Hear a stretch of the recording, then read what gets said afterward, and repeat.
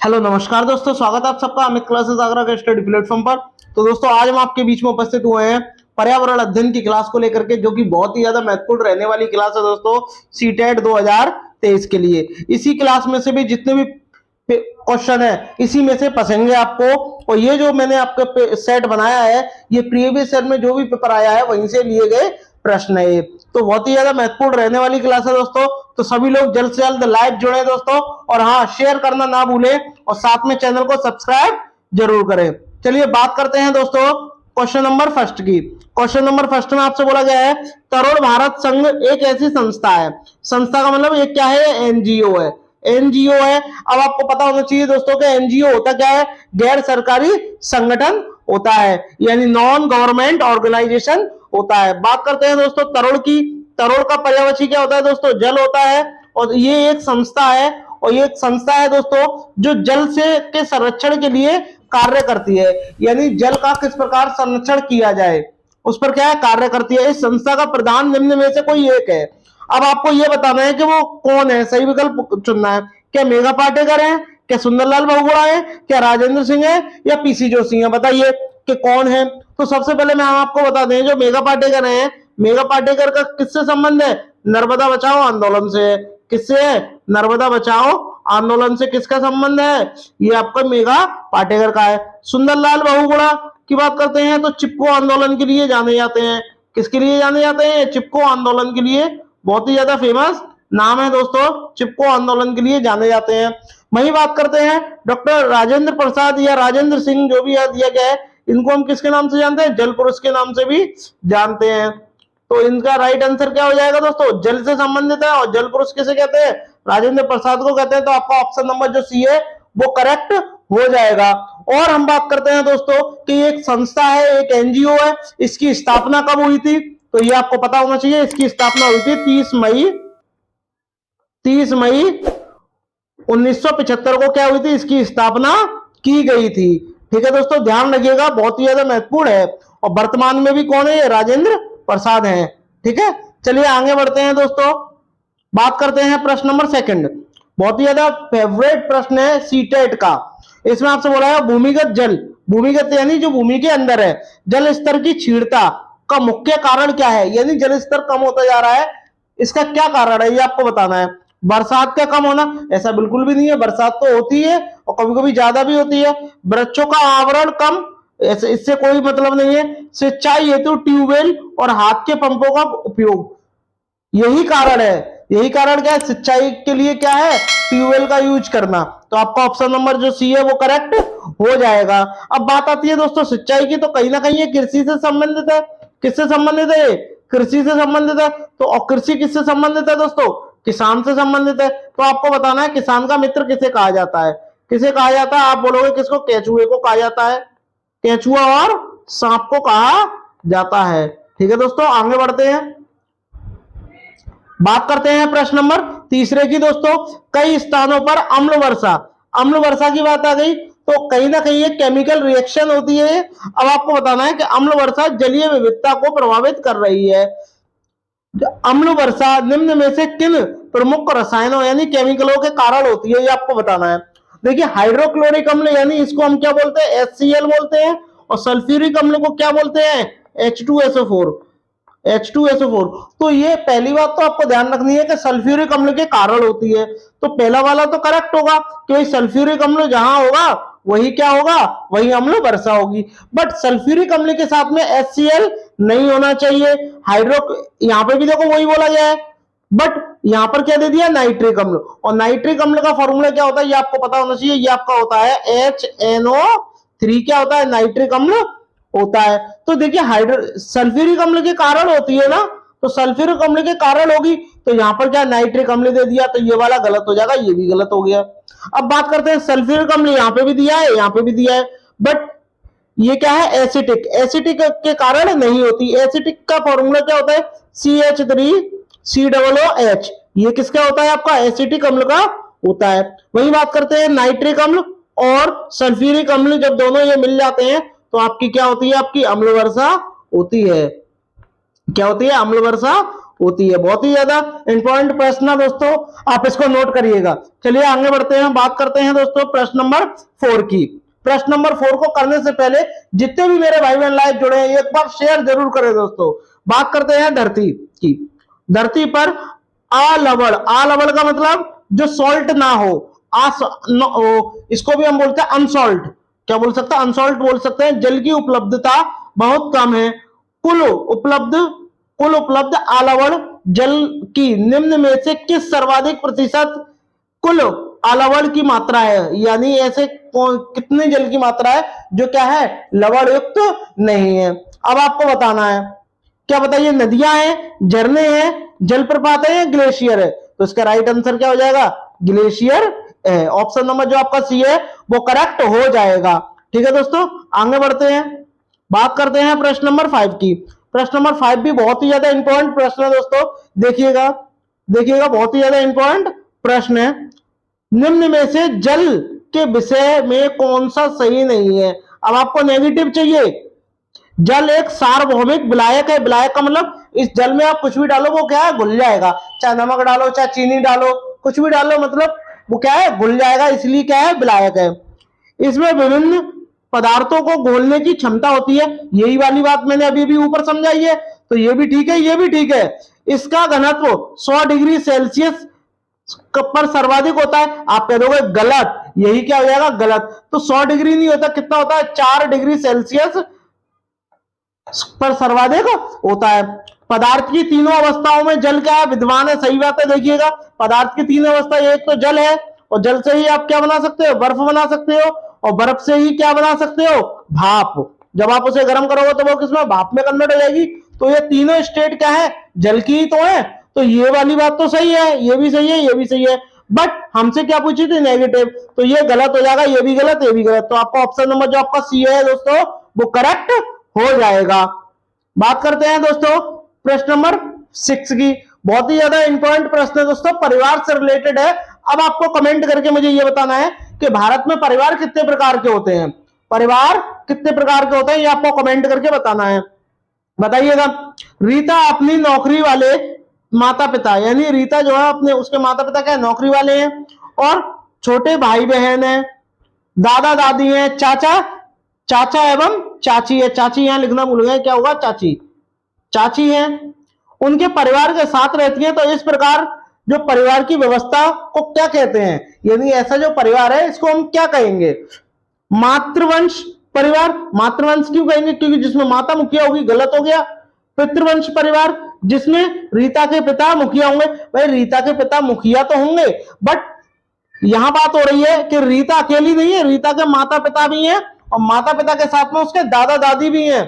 तो भाई जब दादा दादी होंगे तो रीता के पिता जो है वो मुखिया क्यों होंगे, वो मुखिया नहीं होंगे। और चाचा चाची भी हैं, तो रीता के पिता क्या होंगे, मुखिया नहीं होंगे। क्यों, क्योंकि ये बात कहां की हो जाएगी, ये आपकी एकल परिवार की बात हो जाएगी। एकल परिवार की बात हो जाएगी। एकल परिवार जिसमें उनके माता पिता दोनों काम करते हैं। गलत हो गया, माता पिता दोनों काम करते हैं, बात सही है, बट यहाँ दादा दादी को भी भैया शामिल कर रहा है, चाचा चाची को भी कर रहा है। तो वो परिवार कैसा होता है, संयुक्त परिवार होता है। परिवार आपके कितने प्रकार के होते हैं, 2 प्रकार के होते हैं दोस्तों। एक आपका एकल परिवार होता है, एक आपका एकल, और एक आपका संयुक्त परिवार होता है। संयुक्त परिवार में क्या होता है दोस्तों, माता पिता होते हैं, दादा दादी होते हैं, चाचा चाची होते हैं, और उनके अविवाहित बच्चे शामिल होते हैं। ठीक है। और परिवार में जो सबसे बुजुर्ग होता है वो क्या होता है, उसका मुखिया होता है। अब इसमें बोला गया है संयुक्त परिवार, जिसमें परिवार के सभी सदस्य एक साथ रहते हैं, वही क्या है, संयुक्त परिवार है। और देखिएगा यहाँ माता पिता हैं, छोटे भाई बहन है, दादा दादी हैं, चाचा चाची हैं, ये क्या है, संयुक्त परिवार ही तो है। तो आपका ऑप्शन नंबर क्या हो जाएगा, डी वाला करेक्ट हो जाएगा। बात करते हैं प्रश्न नंबर 7 की। प्रश्न नंबर 7 की बात करते हैं दोस्तों। पेने, चप्टे और चौड़े आगे के दांतों वाले पशुओं, यानी ऐसे पशु जिनके क्या है, आगे के दांत क्या होते हैं, पैने होते हैं, चपटे होते हैं, वो भोजन के लिए प्राथमिकता भिन्न होती है उनकी। सही बात है।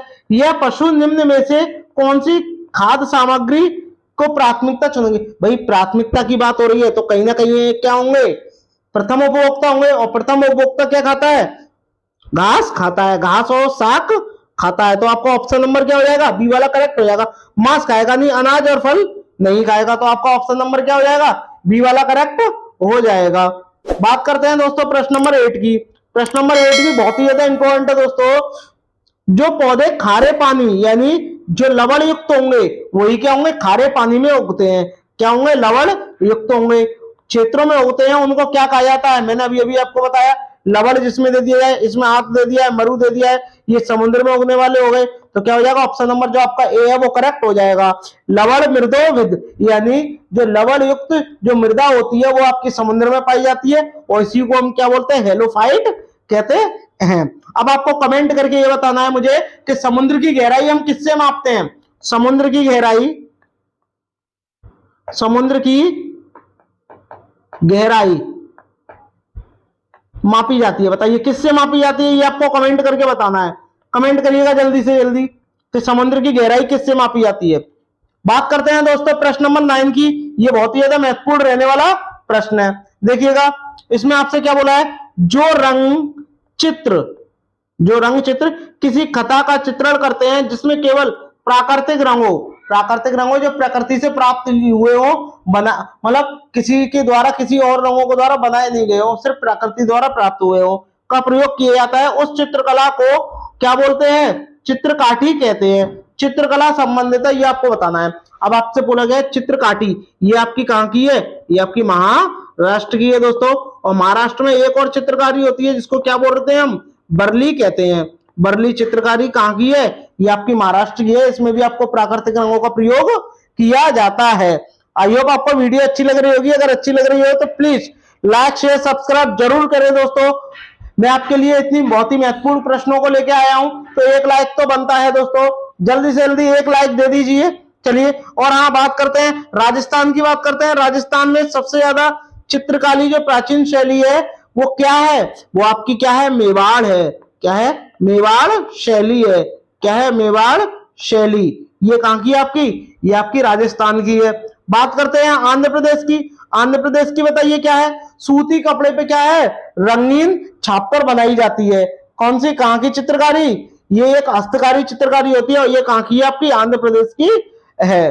ठीक है दोस्तों, अब बात करते हैं कश्मीर की।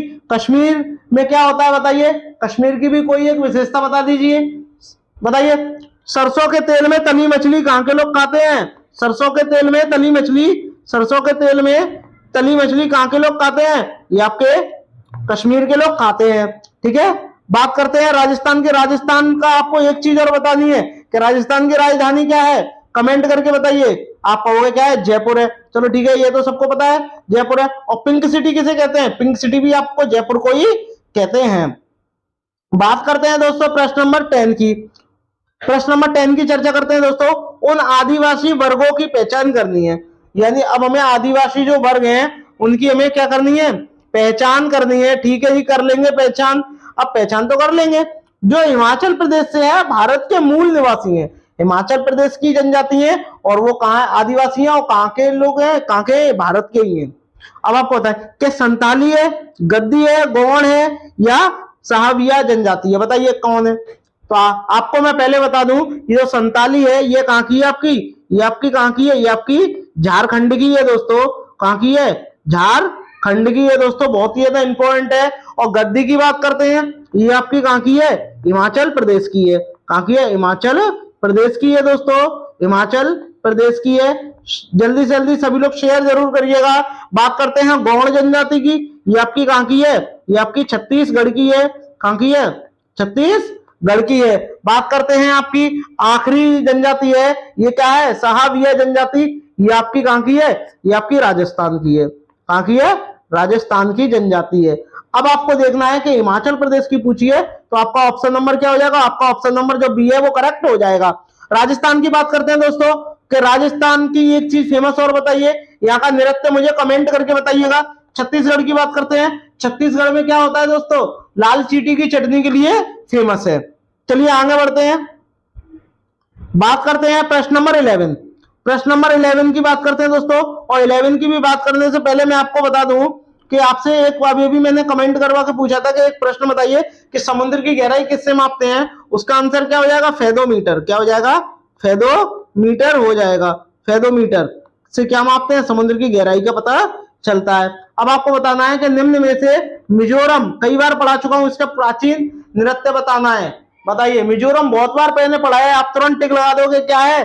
चेराओ का नृत्य जो है ये क्या है? मिजोरम का है। अब आपको मुझे बताना है कि जो क्षत्रिय नृत्य है ये कहां का है? ये आपका असम का है। कहां है दोस्तों? असम का है। असम किस लिए फेमस है? एक सींग के गैंडे के लिए फेमस है। और एक सींग के गैंडे के लिए क्यों फेमस है? क्यों? क्योंकि वहां पर एक राष्ट्रीय उद्यान है, और उस राष्ट्रीय उद्यान का नाम मुझे आप कमेंट करके बताइएगा कि असम में एकमात्र राष्ट्रीय उद्यान है जिसका नाम क्या है? क्या है? Kaziranga national park. क्या है? Kaziranga national park. राउफ की बात करते हैं दोस्तों, तो ये आपका कहां है? जम्मू कश्मीर का है। और बात करते हैं गरबा की। गरबा तो नृत्य आप सभी लोग बता दोगे। गरबा कहां का है? गुजरात का है। कहां का है? गुजरात का है दोस्तों। कहां का है? गुजरात का है। ठीक है, इसको आप ध्यान रखिएगा दोस्तों। और हाँ, एक आप नृत्य और बताइए कि जो यक्षगान है ये कहां का है? यक्षगान जो नृत्य है ये कहां का है? ये आपको कमेंट करके मुझे बताना है, ये कहां का है? ये आपका कहां का हो जाएगा? बताइए, ये आपका कहां का है? कर्नाटक का है। कर्नाटक का है। ठीक है दोस्तों, चलिए आगे बढ़ते हैं। बात करते हैं प्रश्न नंबर 12 की। बहुत ही ज्यादा महत्वपूर्ण प्रश्न है दोस्तों। भारत का सबसे बड़ा रेल मार्ग कौन सा है? बताइए, बताइए। क्या महाराष्ट्र से मणिपुर है? मिजोरम से गुजरात है? डिब्रूगढ़ से कन्याकुमारी? डिब्रूगढ़ कहां है आपका? ये आपका असम में है। कहां है दोस्तों? असम में स्थित है। कश्मीर से बेंगलोर? बताइए क्या होगा? तो आप कहोगे कि महाराष्ट्र होगा नहीं। महाराष्ट्र की बात करते हैं दोस्तों, बरली। बरली, आपको हमेशा ध्यान रखिए, एकमात्र तैरता हुआ राष्ट्रीय उद्यान मणिपुर में है। मिजोरम का चेराव है, गरवा है। ठीक है, जम्मू कश्मीर की बात करते हैं, राहोफ। ठीक है, तो आपका राइट आंसर क्या होगा? ऑप्शन नंबर जो बी है वो करेक्ट हो जाएगा। क्या हो जाएगा? बी वाला जो है वो करेक्ट हो जाएगा। अब बात करते हैं भाई, सबसे लंबी जो ट्रेन चलाई जाती है इसका नाम क्या है? इसका नाम क्या है दोस्तों? भाई ये रेल मार्ग तो है, और वो कौन सा रेल मार्ग है आपका? ये आपका कौन सा रेल मार्ग है? आपका डिब्रूगढ़ से कन्याकुमारी है। ठीक है, हमने मान लिया। बट इस रेल मार्ग पर कौन सी ट्रेन चलाई जाती है ये भी आपको पता होना चाहिए। तो भारत की सबसे लंबी ट्रेन जिसका नाम क्या है? विवेक एक्सप्रेस। क्या है? विवेक एक्सप्रेस नाम है। क्या नाम है? विवेक एक्सप्रेस नाम है, जो कि भारत की सबसे लंबी ट्रेन है। अब बात करते हैं कि ये ट्रेन जो है ये कितने किलोमीटर तक चलाई जाती है? ये आपकी 42 यानी 4233 किलोमीटर की दूरी ये तय करती है। ठीक है, ये आपको बहुत ही ध्यान रखना है। और हाँ, मैं आपको बता दूं कि ये कब स्टार्ट की गई थी। जो स्वामी विवेकानंद है इनके 150वें जन्मदिन पर क्या किया गया था? इसका शुभारंभ किया गया था। ये आपको ध्यान जरूर रखना है। और हाँ दोस्तों, ये आपके 2011 और 12 के बजट, रेलवे बजट में भी पेश की थी दोस्तों। तो चलिए आगे बढ़ते हैं, बात करते हैं प्रश्न नंबर 13 की दोस्तों। प्रश्न नंबर 13 भी बहुत ही ज्यादा इंपॉर्टेंट है। कल्पना चावला एक भारतीय है, मूल की महिला है। अब भारतीय मूल की महिला क्यों है? बताइएगा, भारतीय मूल की महिला क्यों है? क्योंकि इनके पिताजी कहां के थे? गुजरात के थे। कहां के थे? गुजरात के थे। ठीक है, इनके पिता का जो जन्म था वो गुजरात में हुआ था। भारत की मूल अमेरिका है। अमेरिका की स्पेस एजेंसी का नाम क्या है? नासा। क्या है दोस्तों? नासा नाम है। अंतरिक्ष यात्री का निधन अंतरिक्ष यान में किस वर्ष हुआ था? यानी अंतरिक्ष यान में हुआ था। मैं आपको बता दूं, ये अंतरिक्ष में जाने वाली दूसरी भारतीय महिला है, यानी 2 बार ये जा चुकी हैं अंतरिक्ष में। क्या है? 2 बार जा चुकी हैं दोस्तों। ठीक है दोस्तों, तो कितनी बार जा चुकी है? 2 बार जा चुकी हैं। ये जब पहली बार गई थी तो क्या हुआ था? ये जब पहली बार गई थी तो क्या हुआ था? पहले तो लौट के आ गई थी। जब दूसरी बार गई थी तो अंतरिक्ष में 16 दिन बिताने के बाद में जब ये लौट के आई थी तो 1 फरवरी, क्या दोस्तों? 1 फरवरी 2003 में क्या हो गया था? इनका निधन हो गया था। क्योंकि जिस यान में वो आ रही थी इसमें क्या हो गया था? कुछ गड़बड़ी हो गई थी, और उसका क्षतिग्रस्त होने के कारण इनकी क्या हो गई थी? इनकी तभी एक्सपायर हो गई थी, इनकी डेथ हो गई थी दोस्तों। और हाँ, ये 2 बार जा चुकी है, मैं आपको ये बता चुका हूं। आपको हमेशा ध्यान रखना है। ठीक है दोस्तों, चलिए आगे बढ़ते हैं दोस्तों। 2023 नहीं, सॉरी 2003। क्या है? 2003, इसको ध्यान रखना है। क्या है? 2003। चलिए बात करते हैं दोस्तों प्रश्न नंबर 14 की। प्रश्न नंबर 14 की चर्चा करते हैं। ये भी बहुत ज्यादा इंपॉर्टेंट प्रश्न है दोस्तों, बताना है आपको कमेंट करके। पक्षी विभिन्न प्रकार के घोंसले बनाते हैं, बात सही है, तथा घोंसले बनाने के लिए विभिन्न स्थानों का चुनाव करते हैं, यानी जगह को भी चुनते हैं। निम्न में से कौन से पक्षी पेड़ के तने में अपने घोंसले बनाते हैं, यानी पेड़ के तने में क्या है, अपना घोंसला बनाते हैं। ये आपको बताना है, क्या कौवा बनाता है, बसंत गौरी बनाती है, शक्करखोरा या वार्जिन? बताइए, बताइएगा कौन बनाती है, कमेंट करिएगा दोस्तों, कमेंट करिएगा कौन बनाती है। तो आप कहोगे कौन बनाती है, बसंत गौरी बनाती है। ठीक है दोस्तों, इसको आपको ध्यान रखना है, मोस्ट इंपॉर्टेंट है। आपको मुझे कमेंट करके ये बताना है कि ऐसा कौन सा पक्षी है जो घोंसले बनाता है बट उसमें वह नहीं रहता, किसी दूसरे पक्षी के लिए बनाता है, और वो पक्षी भी क्या है, मादा पक्षी है, और वो क्या करती है, सभी घोंसलों का चुनाव करती है, जो उसे अच्छा लगता है उसी में अंडे देती है। कमेंट करके मुझे बताइएगा दोस्तों। चलिए बात करते हैं प्रश्न नंबर 15 की। ये भी बहुत ज्यादा महत्वपूर्ण प्रश्न है दोस्तों, देखिएगा इस प्रश्न को। इसमें आपसे बोला है, वैश्विक महामारी के समय डॉक्टरों ने विटामिन सी से भरपूर भोजन ग्रहण करने की मात्रा को बढ़ाने के लिए कहा। अब बात आती है विटामिन सी। विटामिन सी हमें कहां से प्राप्त होते हैं, खट्टे पदार्थों से प्राप्त होते हैं। कहां से, खट्टे पदार्थों से प्राप्त होते हैं। और इसकी कमी से कौन सा रोग होता है, स्कर्वी नामक रोग होता है। कौन सा रोग हो जाता है, स्कर्वी नामक रोग हो जाता है विटामिन सी की कमी से। अब आपको बताना है कि इनमें से कौन सा करेक्ट होगा ऑप्शन। यह दृष्टि वर्णक के निर्माण के लिए आवश्यक है। बताइए क्या ये सही होगा, आप कहोगे गलत हो जाएगा। यह दांतों और अस्थियों के, अस्थि का मतलब होता है हड्डी, और हड्डी के लिए क्या होता है, विटामिन डी होता है, ना कि सी। तो यहां ये क्या हो जाएगा, गलत हो जाएगा। इससे भूख बढ़ती है, गलत, डी वाला करेक्ट हो जाएगा। यह संक्रमण के विरुद्ध, आपने बोला महामारी, तो महामारी एक बीमारी है, और बीमारी से हमेशा विटामिन सी क्या है, लड़ने के लिए मदद करता है, और वो क्या है, यह संक्रमण के विरुद्ध लड़ने की ताकत प्रदान करता है। तो आपका ऑप्शन नंबर क्या हो जाएगा, सी हो जाएगा। बात करते हैं दोस्तों विटामिन ए की। विटामिन ए की चर्चा कर लो, विटामिन ए की चर्चा कर लो दोस्तों। तो जो आपका विटामिन ए है, इसकी कमी से कौन सा रोग होता है, इसकी कमी से आपको कौन सा रोग होता है, रतौंधी नामक बीमारी होती है। ये आपको ध्यान रखना है दोस्तों, बहुत ही ज्यादा इंपॉर्टेंट प्रश्न है दोस्तों। चलिए बात करते हैं प्रश्न नंबर 16 की। आई होप आपको वीडियो अच्छी लग रही होगी। अगर अच्छी लग रही है दोस्तों तो प्लीज आपसे बहुत ज्यादा रिक्वेस्ट है कि इस वीडियो को शेयर जरूर करें। तो चलिए आगे बढ़ते हैं दोस्तों, बात करते हैं प्रश्न नंबर 16 की। प्रश्न नंबर 16 में आपसे क्या बोला गया है, जो भोजन हम खाते हैं, जो भोजन हम खाते हैं उसका शरीर के अंदर क्या होता है। पहले तो आपको ये बताना है क्या होता है शरीर के अंदर, बताइएगा क्या होता है शरीर के अंदर। ठीक है, आप जब तक कमेंट करिएगा कौन सा होगा, मैं जब तक क्वेश्चन पढ़ता हूं। कक्षा 5 के विद्यार्थियों से इस विषय पर चर्चा करने के लिए एक शिक्षक ने कहा है। तो शिक्षक का क्या उद्देश्य है, कमेंट करिएगा क्या उद्देश्य है, कमेंट करिएगा क्या उद्देश्य है। तो आप कहोगे पाचन क्रिया वैज्ञानिक प्रत्ययों के विषय में विद्यार्थियों की कल्पनाशील का विकास करना है। यानी पाचन की जो क्रिया होती है वो किस प्रकार होती है, बच्चों को बताना, और बच्चे क्या करेंगे, उस पर कल्पनाशील विचार करेंगे, तो उनका कहीं ना कहीं विकास होगा। तो आप कहोगे ऑप्शन नंबर जो ए है वो करेक्ट है, बात है। प्रश्न के सही उत्तर प्रतिपादित करने के लिए विद्यार्थियों की मदद करेंगे, बात सही है। विद्यार्थियों के अंत्यबोधी विचारों का अन्वेषण, बहुत ही ज्यादा पॉजिटिव वर्ड होता है, तो ये भी सही है। अब 3 तो ऑप्शन लगा नहीं सकते, तो इसलिए क्या हो जाएगा, ये गलत, ये गलत, ये गलत, जबकि इन तीनों की बात किसमें कही गई है, डी में कही गई है। तो उपरोक्त क्या हो जाएगा, सभी हो जाएगा। चलिए बात करते हैं प्रश्न नंबर 17 की। प्रश्न नंबर 17 में आपसे क्या बोला गया है, देखिएगा। कक्षा 4 के अध्यापक आयान एक संग्रहालय यानी म्यूजियम की यात्रा का आयोजन करते हैं, यानी एक म्यूजियम में जाते हैं। इस क्षेत्र भ्रमण में कौन से प्रतिक्रियात्मक यानी कैसी वो क्रियात्मक कौशल करेंगे, कौशलों का प्रोत्साहन मिलेगा। बताइए कैसा मिलेगा, कमेंट करके बताइए कैसा कौशल का मिलेगा, बताइए, कमेंट करिएगा सभी लोग, बताइए बच्चों। पहला वाला आपका ऑप्शन है वर्गीकरण एवं प्रयोग। भाई प्रयोग कैसे कर लेंगे, संप्रेषण एवं चरों की पहचान, गलत हो गया। अवलोकन करेंगे, मॉडलों का निर्माण करेंगे, नक्शा बनाएंगे, गलत हो गया। आपका ऑप्शन नंबर जो सी है वो करेक्ट हो जाएगा। ठीक है दोस्तों, क्या करेंगे, अवलोकन करेंगे, चीजों को देखेंगे, उनको अपनी डायरी में लिखेंगे और शिक्षक से उसके बारे में प्रश्न करेंगे। तो चलिए आगे बढ़ते हैं, बात करते हैं प्रश्न नंबर 18 की। अब प्रश्न नंबर 18 को स्टार्ट करने से पहले एक बार सभी लोग जरा शेयर करिएगा दोस्तों, शेयर जरूर करिएगा। मैं आपके लिए इतनी महत्वपूर्ण वीडियो लेके आया हूं और आप कहें कि शेयर ही नहीं कर रहे हैं।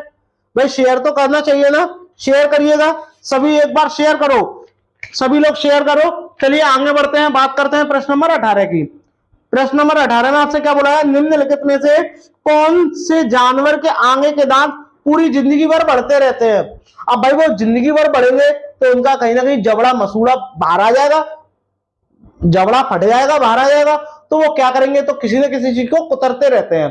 अब आपको ये देखना है कि कुतरते कौन है इनमें से। भाई देखिए सांप के दांत तो होते हैं, सांप के दांत होते हैं, बट वो दो दांत होते हैं, और दो दांत भी कैसे होते हैं दोस्तों, ऐसे होते हैं, जिनमें से क्या करता है वो सिर्फ जहर को भेजते हैं, तो वो कुतरेंगे क्यों, तो सांप तो गलत हो गया। बाघ, बाघ के तो भाई दो दांत नहीं होते, बाघ के कई दांत होते हैं, और दूसरी बात यह है कि ये क्या है, कुतरते नहीं है, ये तो फाड़ ही देते हैं, ये क्या कर देते हैं, फाड़ देते हैं। और विश्व बाघ दिवस कब मनाते हैं ये आपको कमेंट करके मुझे बताना है। बात करते हैं बिल्ली की, बिल्ली होगी नहीं, आपका क्या हो जाएगा, गिलहरी हो जाएगा। ठीक है दोस्तों, अब बात करें 28 दांत होते हैं, और जिसमें से कृंतक दांत कितने होते हैं, कृंतक दांत की संख्या 6 होती है दोस्तों, ये आपको ध्यान रखना है। और आपको यह भी ध्यान रखना है, गिलहरी के जो दांत होते हैं, वैसे मनुष्य के दांत 4 प्रकार के होते हैं, बट गिलहरी के दांत कितने प्रकार के होते हैं, 3 प्रकार के होते हैं। कौन कौन से होते हैं, जरा एक बार इन पर चर्चा कर लो।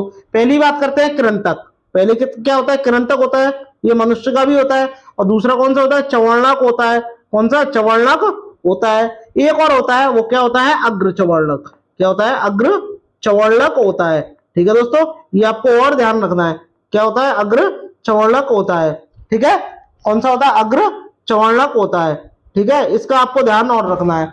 तो कितने प्रकार के होते हैं, 3 प्रकार के होते हैं। और कृंतक दांतों की संख्या कितनी होती है, 6 होती है। ठीक है, और टोटल दांत कितने होते हैं, 28 दांत होते हैं।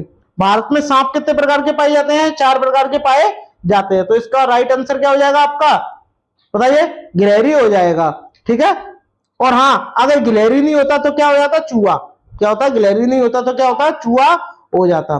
चलिए बात करते हैं प्रश्न नंबर 19 की दोस्तों। प्रश्न नंबर 19 में आपसे बोला गया, नीचे दिए गए विकल्पों में से मधुमक्खी, मधुमक्खी पालन को क्या बोलते हैं दोस्तों, एपीकल्चर बोलते हैं। क्या बोलते हैं, एपीकल्चर बोलते हैं।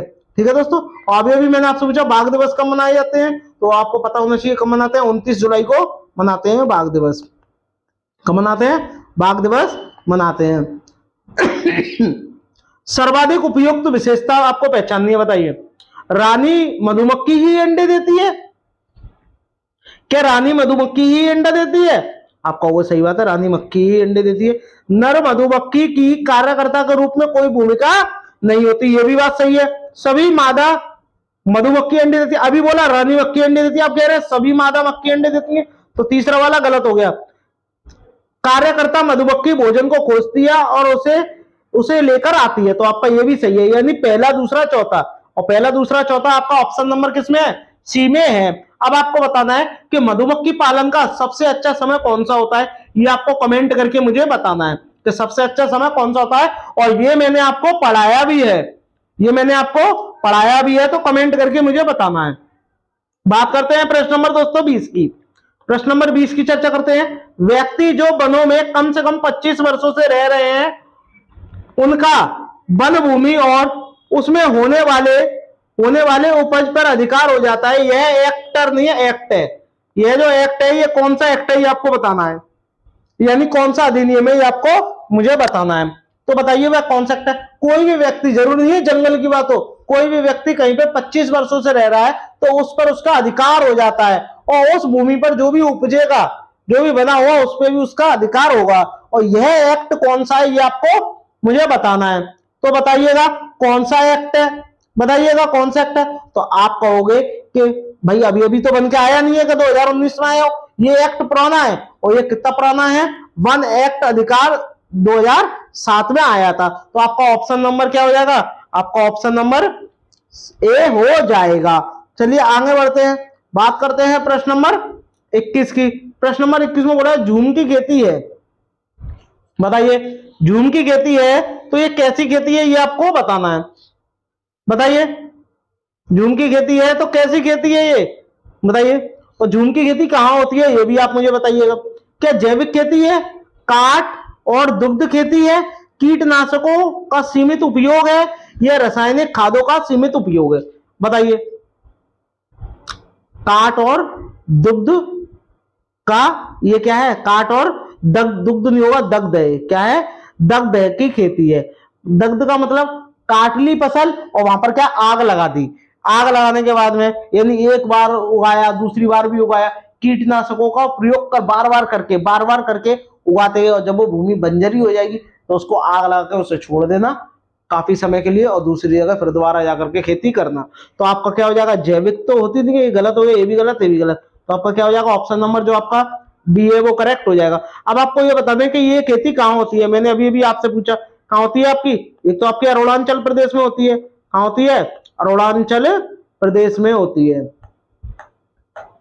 अब अरुणाचल प्रदेश में होती है और कहाँ कहाँ होती है ये भी तो बताइए।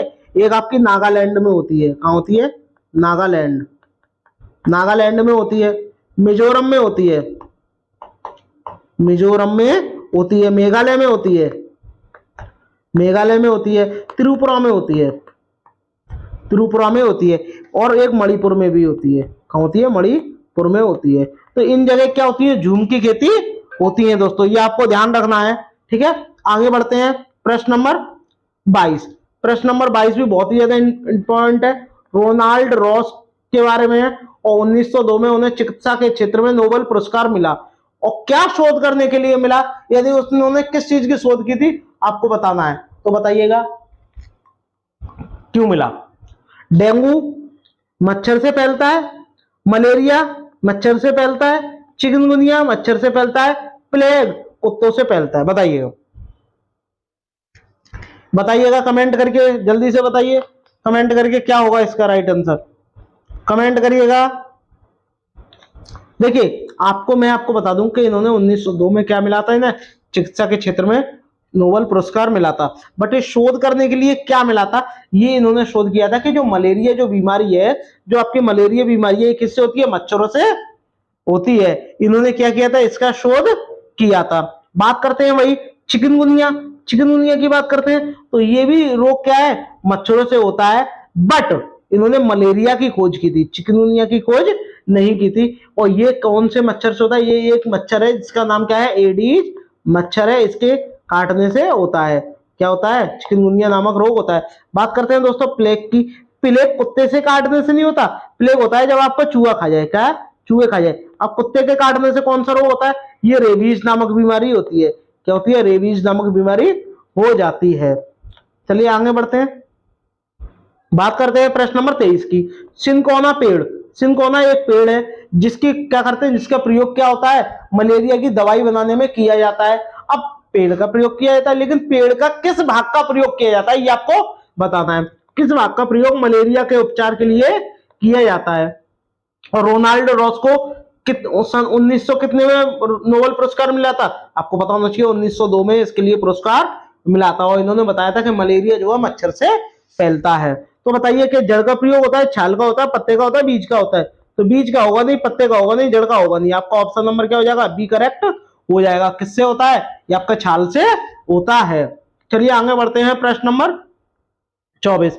सांप के बारे में दोस्तों, तो सांप आपको पता होना चाहिए, सांप कितने प्रकार के होते हैं, 4 प्रकार के होते हैं दोस्तों। कौन कौन से होते हैं, एक आपका करैत होता है, खरैत होता है, अफाई होता है, अफाई होता है, ठीक है, नाग होता है, और एक और होता है कौन सा, एक होता है दोबोइया, कौन सा होता है, दोबोइया, दोबोइया होता है। ये 4 प्रकार के जहरीले सांप भारत में पाए जाते हैं। सांप के कितने दांत होते हैं ये आपसे पूछा गया, सांप के कितने दांत होते हैं, 2 दांत होते हैं, और 2 दांत का भी कैसा होता है, इस टाइप का देखो दांत होता है, इस टाइप का, और जिसका प्रयोग वो क्या करते हैं, जहर को मनुष्य के अंदर या किसी भी जानवर को खाएं, किसी को भी जिसको भी डसे, उनमें क्या होता है, जहर को फैलाने के काम आता है। और सांप अपना भोजन कैसे खाता है, निगल के खाता है, कैसे खाता है, निगल कर खाता है, निगल कर खाता है। सांप की आयु कितनी होती है दोस्तों, 12 वर्ष होती है, ये आपको ध्यान रखना है। चलिए आगे बढ़ते हैं दोस्तों, प्रश्न नंबर चर्चा करते हैं, प्रश्न नंबर आपका 25। बहुत ही ज्यादा इंपॉर्टेंट प्रश्न है दोस्तों, कई बार मैंने लिया हुआ है प्रश्न, ठीक है, ट्रेंडिंग में रह चुका प्रश्न है। निम्नलिखित में से भारत में मिलने वाला कौन सा सांप जहरीला नहीं है।